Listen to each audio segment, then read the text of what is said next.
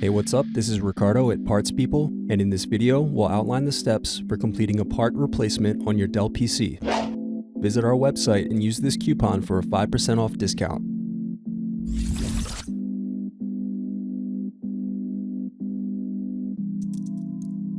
First, unscrew and remove bottom cover access door.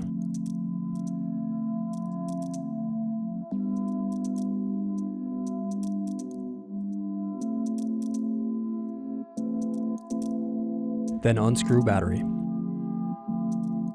Now remove and unplug battery. Thanks for watching. Don't forget to like and subscribe if you enjoyed this video. And if you need more, check out this playlist to watch other tutorials for your laptop. You can also click here to find parts for your laptop at partspeople.com.